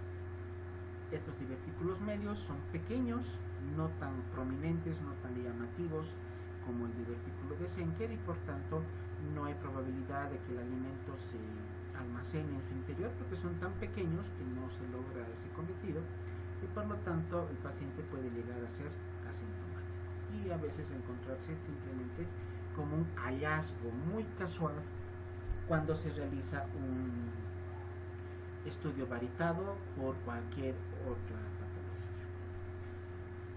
También estos divertículos tienen la probabilidad de complicarse con fístulas a nivel del esófago, que pueden fistulizar hacia vías respiratorias, porque puede haber relación entre vía digestiva y vía respiratoria. Pero estas fístulas son complicaciones muy raras si las comparamos con las fístulas que puede presentar el divertículo de Zenker, que por su tamaño son mucho más probables de presentarse. Los traumatismos esofágicos, esos sí son patologías más frecuentes, más comunes, que las vamos a dividir en dos grupos: perforaciones espontáneas o perforaciones por iatrogenia.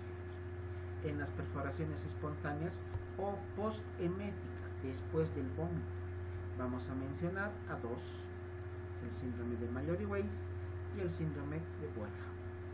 Llamamos posteméticas porque se producen después de la presencia de vómitos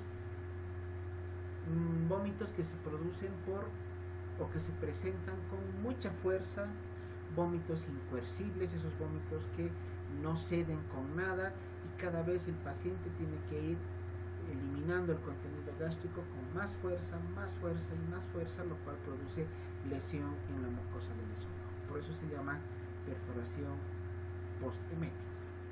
Vamos a ver cada uno de estos dos síndromes a continuación. Y la perforación iatrogénica, que puede ser secundaria en endoscopía.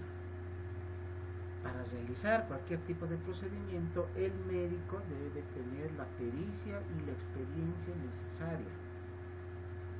Estamos introduciendo objetos extraños al interior del organismo, en este caso un endoscopio, que a pesar de que es flexible, con su cubierta siliconada, la probabilidad de lesión es muy rara, pero también la probabilidad de que el endoscopio pueda llegar a producir laceración de la mucosa del esófago y hasta perforación del esófago no sería infrecuente.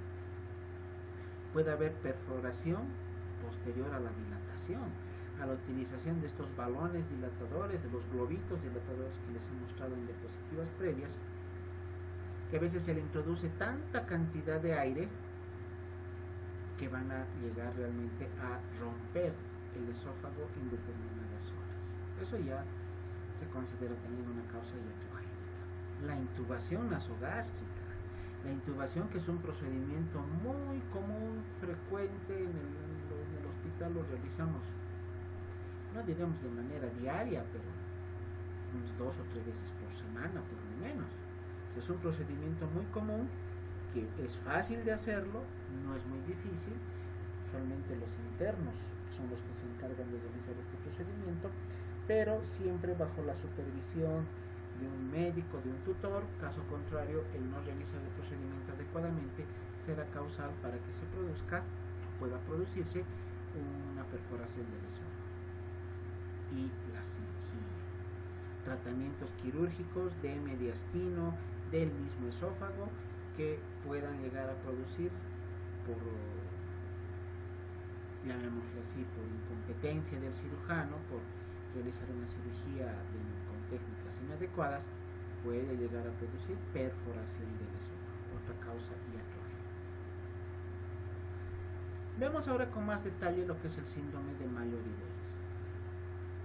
Quiero que pongan su atención a esta imagen acá del lado izquierdo, donde vemos que se ha producido laceración, estas pequeñas heridas, llamémosle laceraciones por desgarro del tercio inferior del esófago, producidas secundarias a un esfuerzo muy importante al momento de vomitar. El paciente vomita con mucha intensidad y hace mucho esfuerzo para vomitar. ¿En quiénes se puede presentar esto? Pacientes que tengan patologías digestivas, como la enfermedad por reflujo gastroesofágico, pacientes con enfermedad péptica, gastritis y algo tal vez más frecuente, el vómito de las embarazadas. Si alguna de las estudiantes es mamá, entenderá cómo se presentan los vómitos durante el embarazo. Es algo fisiológico que la mujer embarazada presente náuseas y vómitos. Lo que no es normal es que estos vómitos sean incoercibles. Se llama incoercible cuando no puede detenerse con nada. Que la paciente se la pase vomitando todo el día y todos los días. Esa es una causa para que estas pacientes se internen en lo que se llama el vómito por embarazo, vómito secundario al embarazo o vómito gestacional. El término que se utiliza en ginecología es el de hiperemesis gravídica. Hiperemesis gravídica. Aumento en la presentación de los vómitos durante la gravidez, durante el embarazo. Entonces, estos casos en los cuales la hiperemesis gravídica, la presencia de patologías del estómago, están ocasionando vómitos frecuentes, permanentes, con mucha fuerza, mucho esfuerzo para el vómito, pueden llegar a producir estos desgarros, laceraciones de la mucosa del tercio inferior del esófago, que como vemos en la endoscopía son causa de sangrado. Acá está la lesión del Mallory-Weiss y está ocasionando este sangrado. Aquí se ha convertido en un pequeño lago hemático, un pequeño lago de sangre que se está observando en la endoscopía. Es una de las causas, por lo tanto, para la presentación de la hemorragia digestiva alta. Este es el síndrome de Mallory-Weiss, desgarro del tercio inferior de la mucosa del esófago. ¿Qué la vamos a diferenciar? Antes de poder pasar a la siguiente, les muestro estas imágenes donde vemos también dos endoscopías. Acá una lesión blanquecina donde la mucosa se ha debilitado, pero en esta porción ya se presentan zonas de sangrado. La misma imagen, la porción más blanca, medio amarillenta, que contrasta con el resto de la mucosa, es la zona donde ya se está produciendo la laceración, y si esto compromete a los capilares que están por debajo de la mucosa, en la zona de la submucosa se presentará la hemorragia. Entonces les decía, Mallory-Weiss, simplemente desgarro del tercio inferior del esófago. Para diferenciarlo del síndrome de Boerhaave. En el síndrome de Boerhaave lo que vamos a presentar, lo que vamos a encontrar es una ruptura ya de la pared esofágica que se produce por vómito violento. La etiología, por lo tanto, es la misma tanto para el Mallory-Weiss como para el síndrome de Boerhaave. Vómitos intensos, vómitos violentos, con mucho esfuerzo, con mucha presión en el interior del esófago. El Mallory-Weiss producirá desgarro de la mucosa y el Boerhaave producirá ruptura de toda la pared esofágica. Esa es la diferencia entre uno y otro. Acá les muestro una radiografía simple y a la derecha la tomografía de un paciente en el cual se ha diagnosticado síndrome de Boerhaave.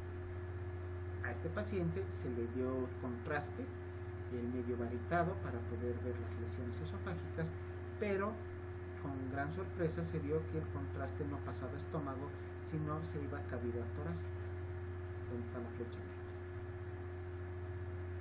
En la tomografía donde están las flechitas amarillas, vemos esta zona blanca muy intensa con una densidad radiológica que contrasta con el resto de los órganos del tórax. Acá se ha acumulado el contraste. El paciente tomó el contraste, no llegó a estómago y se fue a cavidad pleural. Este es un síndrome de Buerger por ruptura espontánea del esófago. Bueno, no es ruptura espontánea, ruptura del esófago secundaria a vómito irreversible muy intenso con mucha fuerza. Traumatismos externos del esófago, sobre todo secundarios a la deglución de objetos extraños. En niños, algo frecuente, que se traguen una moneda, un juguete. Una vez hemos sacado la pila de un reloj del esófago de un niño. O también pueden ser traumatismos por cuerpos extraños por alimentos. Creo que es algo más frecuente, ¿no? Algo más común al momento de servirse los alimentos, que la persona pueda deglutirse un pedazo de hueso de pollo, que va a producir laceraciones a nivel de la mucosa del esófago y cuyo tratamiento es la extracción de los mismos. También podemos encontrar estos traumatismos secundarios a heridas penetrantes por lesiones secundarias, agresiones físicas por arma de fuego o arma blanca, que pueden llegar a lesionar al esófago. Traumatismos abdominales contusos, o sea, los traumatismos cerrados, también por agresiones físicas, o también otra causa pueden ser los accidentes de tránsito. Lamentablemente hemos escuchado en los últimos días, ¿no?, embarrancamientos de flotas, de camiones en camino a los yungas. Esas circunstancias pueden producir traumatismos cerrados muy intensos a nivel del abdomen, que van a producir un aumento de presión dentro del abdomen que se dirige hacia el esófago, produciendo la lesión correspondiente. Otro cuerpo extraño, una moneda. Bueno, esta en sí es la radiografía del paciente anterior, ¿no? En la lámina anterior les mostraba ya el tratamiento a través de la extracción de la moneda con el endoscopio, pero aquí vemos la moneda a través de una radiografía en una vista lateral y en una vista anterosuperior. Cuando una persona deglute un cuerpo extraño, tenemos dos opciones: o se va hacia vía digestiva y entra al esófago, o se va a la vía respiratoria, que es más peligroso en vista de que puede llegar a tapar o obstruir por completo el ingreso de aire y la persona puede entrar en hipoxia, secundariamente asfixia, ¿no?, por obstrucción de la vía aérea. Entonces, si uno se traga algo, es mejor que se lo degluta hacia el estómago, que posteriormente puede ser eliminado con las heces fecales. Mejor que pase eso a que entre a vía respiratoria y el paciente se nos muera en cuestión de un par de minutos por asfixia.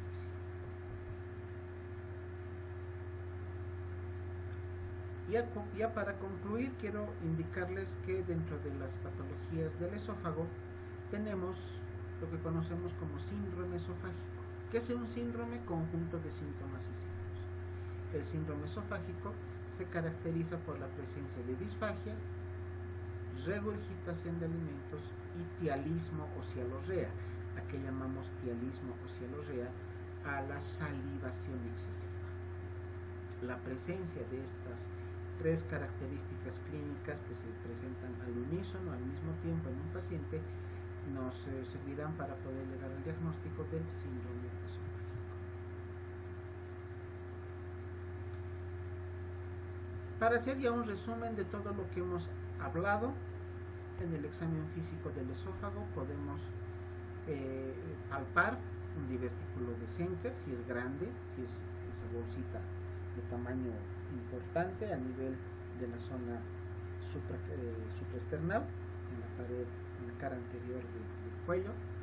Podemos palpar cuerpos extraños, divertículos. Debemos determinar la plenitud, que es la presencia de gas o aire en el interior del esófago, que se realiza a través de la percusión. O podemos determinar la presencia de estrecheces de la luz, estenosis, podemos encontrar cuerpos extraños o a través de los estudios complementarios, sobre todo la endoscopía, poder llegar a diagnosticar neoplasias.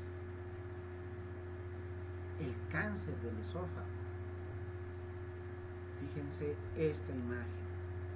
Comparemos con lo que les pedí hace rato, que era la memoria fotográfica para lo que es la endoscopía de un esófago normal. Comparemos esa imagen, que seguramente ya está grabada en su disco duro cerebral, con esta otra. Vemos cómo se ha alterado por completo la anatomía normal que tiene el cuerpo esofágico con esta lesión infiltrante, blanquecina, muy extensa, es un tumor muy grande que estamos observando. Tiene la característica de ser un tejido friable, que se llama friable, que cuando se lo toca con la pinza que tiene el endoscopio se deshace, fácilmente se desintegra como tierra, como arena. Eso se llama tejido friable, por eso es muy difícil inclusive hasta poder sacar una biopsia. Tiene esta coloración blanquecina, muy similar a la consistencia que tiene el queso. Por eso a veces se lo denomina como tejido caseoso. Este es un cáncer de esófago. Pacientes que tienen hernias o otra patología frecuente, fíjense en las imágenes de abajo, vemos esófago y estómago normales, el esófago que está ya empezando un proceso de inflamación en su tercio inferior, y la pulsión, esta es la pulsión, o sea, el empujar la pared hacia afuera, que está sobrepasando la línea de diafragma, y cómo esa pulsión se convierte en una bolsita, igualito que sucede en el divertículo de Schenker, pero acá a nivel del esfínter esofágico inferior, o ya también del cuerpo esofágico, y esta hernia traspasa el diafragma y entra al tórax.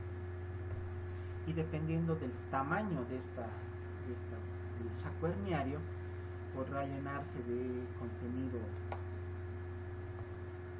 del estómago, e inclusive, como es una situación completamente anormal por la presencia de esta alteración a nivel del tórax, se produce aumento del peristaltismo de las paredes del esófago, y cuando auscultamos tórax vamos a auscultar ruidos hidroaéreos cuando el contenido es abundante y la hernia, el saco herniario es grande. Ahí podemos inclusive auscultar ruidos hidroaéreos en el interior del tórax. Perdón, volveré a la lámina anterior, me estoy olvidando indicarles. En una hernia de hiato, ¿cuáles son los síntomas que se van a presentar? Principalmente dolor torácico en la zona retroesternal, pero más dirigido hacia la zona de la horquilla esternal, o sea, en la parte inferior, tercio inferior de la región esternal. Además de presencia de pirosis, quemazón, ardor, vinagreras que tiene el paciente también se acompañan a esta patología. Por eso la imagen que vemos aquí en la parte superior es como fuego que quema toda la parte anterior y central del tórax en su cara interior. Viendo esta imagen se van a acordar de los síntomas que presenta la hernia hiatal. Y las varices esofágicas, dilataciones de los vasos venosos que se encargan del drenaje venoso del esófago. Nuevamente comparemos la imagen del esófago normal con la que vemos en esta imagen, completamente distinta, ¿verdad? Vemos estas imágenes que son como globos, como unos globitos que son las dilataciones de las venas del esófago. ¿Por qué se producen estas dilataciones? Por una obstrucción al drenaje venoso del sistema venoso esofágico. ¿Dónde drenan las venas del esófago? Drenan a la vena porta. Cuando se obstruye la vena porta o existe alguna situación que impida la normal circulación de sangre venosa por la vena porta, se produce la hipertensión portal. Primera causa etiológica para la hipertensión portal en nuestro medio, la cirrosis hepática. Esta es una patología muy frecuente, muy común en pacientes alcohólicos, que producirá a la larga, después de mucho tiempo de consumo de alcohol, por daño de cirrosis en el hígado, secundariamente la hipertensión a nivel de la vena, donde se llega el drenaje tanto del hígado como del esófago, la vena porta, se producirá la dilatación, como vemos acá, de las venas, y estas venas dilatadas tienen una pared extremadamente delicada, muy lábil, que ante el roce inclusive de alimentos puede llegar a romperse y producir sangrado. Acá les muestro algunas imágenes también de estas lesiones esofágicas. Este es un esófago normal y fíjense acá un trayecto tortuoso muy dilatado de las venas. Otra imagen también donde vemos estas venas dilatadas. La imagen inferior derecha son varios trayectos. Aquí tenemos uno en la parte izquierda, otro en la parte central y el mayor conglomerado de venas dilatadas en la parte derecha. E inclusive ya vemos un punto de sangrado. Estas varices son tan delicadas que inclusive el deglutir líquidos puede llegar a producir ruptura de la pared y por consiguiente el sangrado y ser causa de hemorragia digestiva. Y para concluir este tema quiero indicarles que ya como un conocimiento que pueden ir aplicando posteriormente en otras materias, de todas las causas etiológicas que producen hemorragia digestiva alta, ténganle miedo a la hemorragia del esófago, porque cuando sangra el esófago se convierte en una hemorragia, se la denomina hemorragia cataclísmica. El sangrado es tan profuso, tan intenso, que el paciente pierde volemia, pierde sangre de una manera rápida y entra en shock hipovolémico. Y como todo cuadro de shock, el riesgo de fallecimiento del paciente a corto plazo es muy grande. Entre el sangrado del esófago y el sangrado de una úlcera gástrica, la que tiene peor pronóstico es el sangrado del esófago, porque puede llegar a producir la muerte del paciente en par de minutos. En cambio, una úlcera gástrica puede soportar hasta días inclusive, ¿no?, antes del tratamiento. Ténganle mayor respeto y mayor miedo a los sangrados esofágicos. Siempre acuérdense de esto al momento que tengan un paciente con este diagnóstico de sangrado esofágico, para proceder a hacer el tratamiento lo más pronto posible.